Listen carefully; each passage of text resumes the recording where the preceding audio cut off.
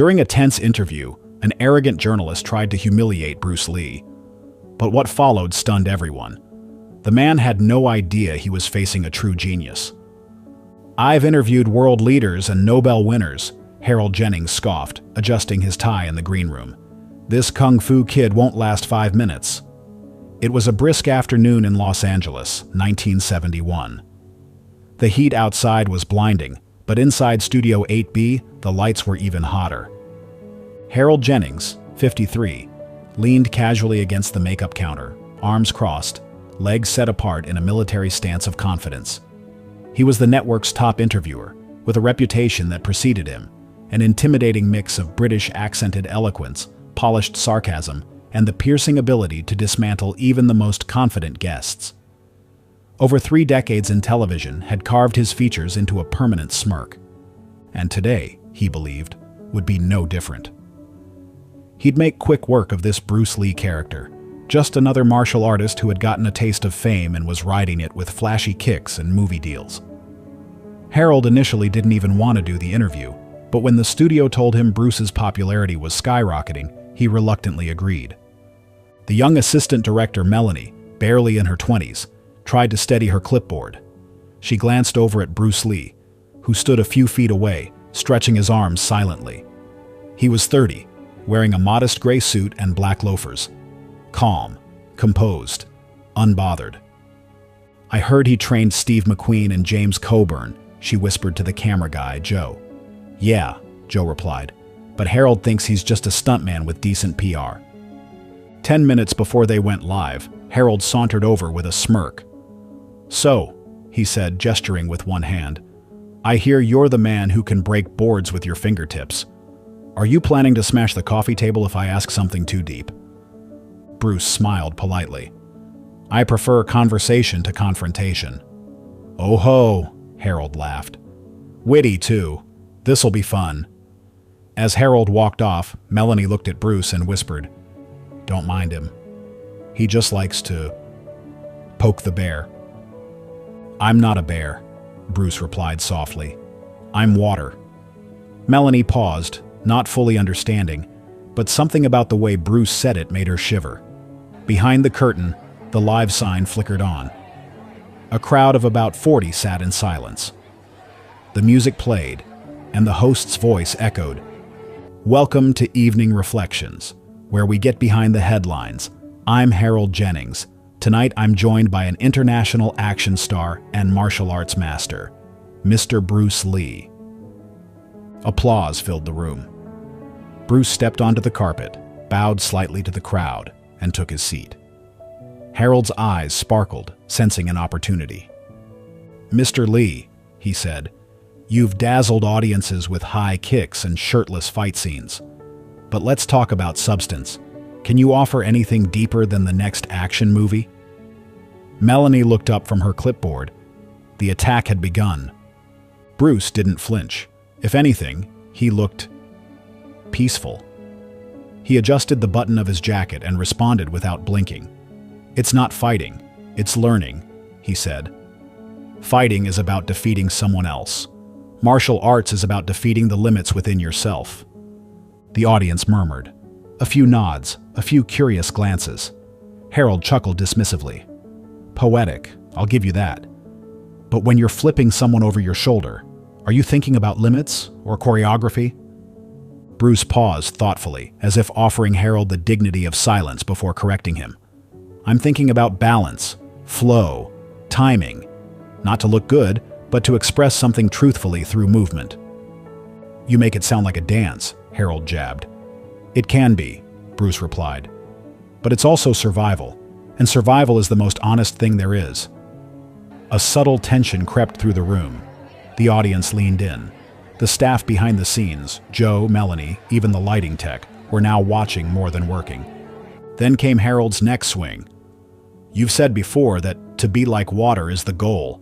Sounds good in a fortune cookie, but what does it actually mean?" Bruce turned slightly, meeting Harold's eyes for the first time without that polite veil. "Water adapts," he said. "You pour it into a cup, it becomes the cup. You pour it into a teapot, it becomes the teapot. Water is humble, but strong enough to wear down mountains. A stunned silence followed. Even Harold blinked, not expecting a metaphor so vivid. "That's very philosophical for someone known for punching through walls," Harold muttered, trying to regain his footing. Bruce leaned back, calm as ever. "That's because you only see the punch. You haven't seen the years of quiet discipline behind it." Off stage, Melanie scribbled that quote onto her notepad, underlining it twice. She didn't know why yet, but it felt important. Trying to recover, Harold shifted again. "Okay, fair enough. But isn't martial arts inherently violent? You talk about discipline, but at the end of the day, it's combat." Bruce's expression didn't change. "Violence is misused power. Martial arts teaches control over your body, your ego, and your instinct to react." Harold's jaw tightened. The conversation wasn't going the way he'd planned. Bruce wasn't just calm. He was slowly turning the tables. Without raising his voice, without breaking a sweat, he was subtly dismantling Harold's entire approach. Realizing he had to push harder, Harold tried again. "But let's be honest. You're in Hollywood now. You're cashing checks. Isn't all this philosophy just marketing to make violence sound noble?" Bruce's smile returned. But this time, it was different. Sharper. "If I wanted to market violence, I wouldn't be quoting Lousy. I'd be selling gloves." Laughter broke out from the audience. And for the first time, Harold looked rattled. The segment moved into its second block, and Harold, now slightly flushed under the heat of the studio lights, decided it was time to switch tactics. "Let's raise the bar," Harold said with mock enthusiasm, rifling through a stack of blue cue cards. "You're known for spouting Eastern sayings, but I'm curious if you've ever grappled with Western philosophy." He didn't wait for a reply. "Let's talk Descartes. Ever heard the phrase, cogito ergo sum?" Bruce nodded. "I think, therefore I am." Harold raised an eyebrow, surprised. "Interesting. And Kant?" "I believe he said that enlightenment is man's emergence from his self-imposed immaturity," Bruce replied calmly. Harold faltered for just a second, masking it with a sip of water. But Bruce continued before Harold could pivot. "But knowledge alone isn't enough," Bruce added. "What's dangerous is when intellect becomes arrogance. When a person knows just enough to believe they've figured out the world." There it was. A gentle, elegant pushback. No anger, no insult.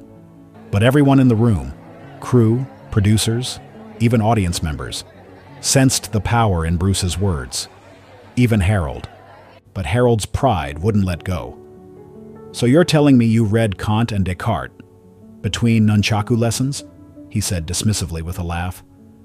Bruce chuckled lightly. "I also studied psychology at the University of Washington.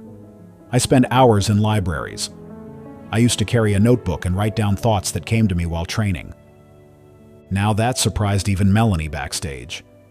She'd done the prep sheets. She hadn't seen much about Bruce's academic background. A quiet twist, but one that landed hard. Harold tried to regain the rhythm. "What about science? Physics? That's a language most actors steer clear of." Bruce's reply came instantly. "Newton said that an object in motion stays in motion. That's every punch I throw.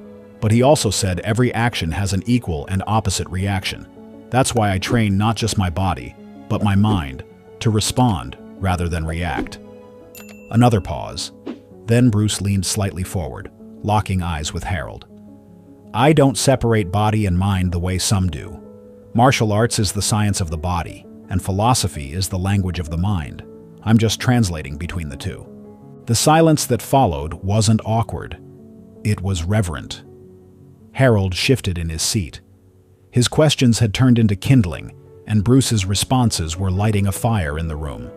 No aggression, just calm intelligence that cut sharper than any blade. Behind the camera, Joe nudged Melanie. "This is more than an interview. This is a lesson in handling pressure."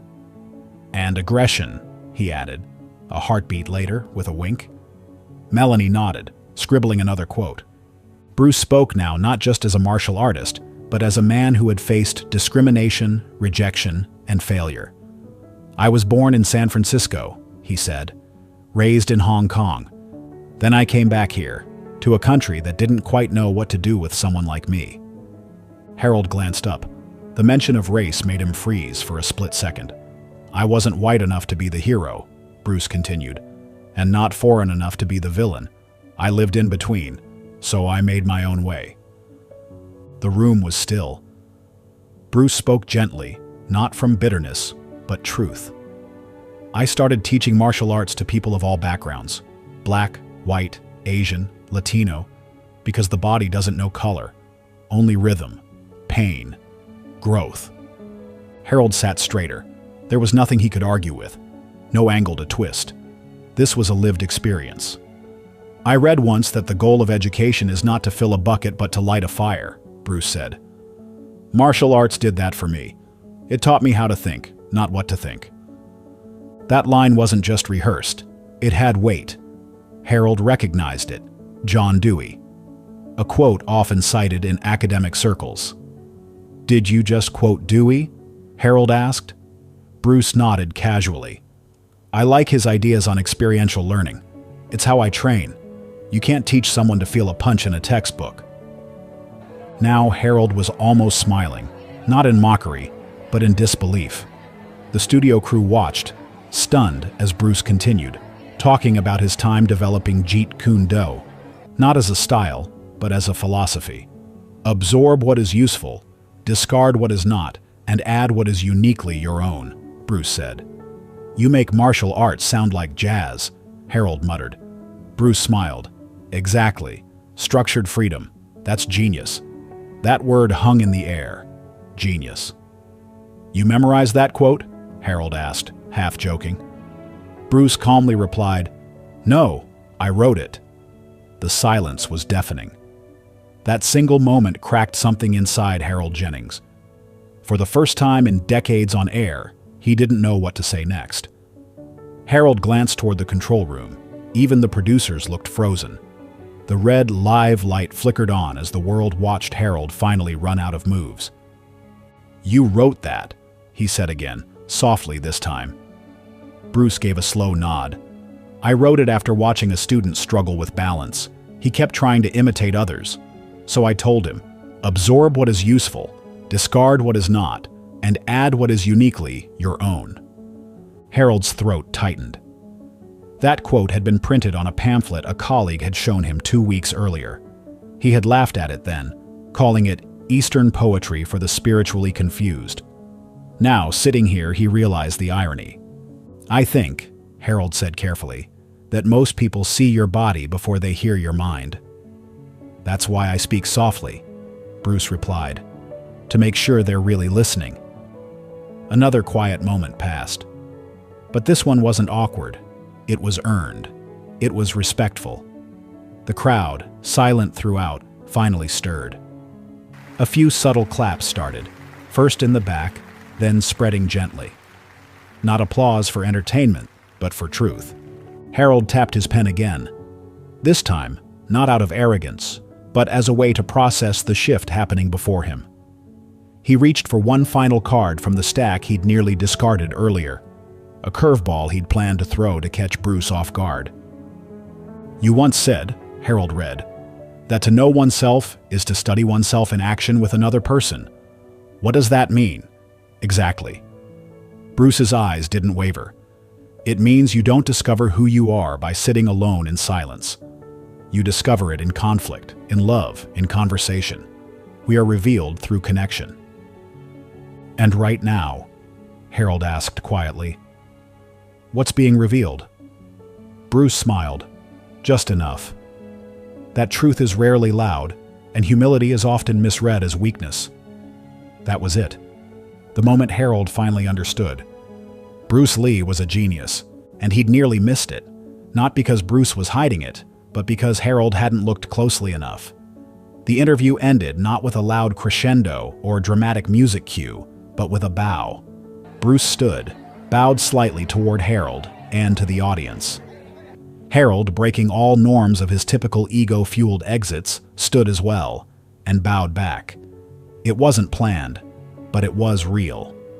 The red live sign turned off, and just like that, the moment was over. But no one in the room was quite the same. Bruce quietly gathered his jacket from the back of the set while Melanie approached, still gripping her scribbled notepad. She stammered. Thank you. That was something else. Bruce smiled. No need to thank me. Harold remained by the desk, still holding the final cue card. It now felt childish, pointless. He folded it in half and placed it on the table. Backstage, he caught Bruce just as he was leaving. "Mr. Lee," he said. His voice didn't carry the familiar sharpness. "May I say something?" Bruce turned. "I came here today ready to tear down a myth," Harold admitted. "But you didn't build one. You built a bridge, between strength and thought, between east and west, between man and mind." Bruce offered no smugness, just a soft smile. "Then I did my job." "I underestimated you," Harold added. "I'm used to that," Bruce replied without bitterness. "But now you don't have to." They shook hands. That night, Harold Jennings did something he hadn't done in over a decade. He rewrote his column 3 times. The original title had been Hollywood's Muscle Man Talks Philosophy, sort of. Instead, he changed it to Arrogant Journalist Tries to Humiliate Bruce Lee. Has no idea he's a genius. The piece was published across dozens of newspapers. The letters poured in. School teachers, professors, martial artists, students, people who had never even watched Bruce Lee's movies but were now buying his books, quoting his lines, and sharing clips from the interview. Months later, Bruce would pass unexpectedly. Young, brilliant, and far ahead of his time. But the echoes of that interview continued to ripple through classrooms, studios, and hearts around the world. And Harold? He kept the interview recording in his study. Whenever someone asked him about his most difficult interview, he'd say nothing. He'd simply press play. Years later, on his deathbed, Harold told his grandson, "Remember that name, Bruce Lee. He taught me more in 1 hour than most men do in a lifetime." And somewhere, in that space between movement and stillness, between intellect and instinct, Bruce's voice echoed softly, "Be water, my friend." Have you ever seen arrogance backfire this badly? What would you have done if you were Bruce? Thanks for watching, and don't forget to join us again for more revealing stories.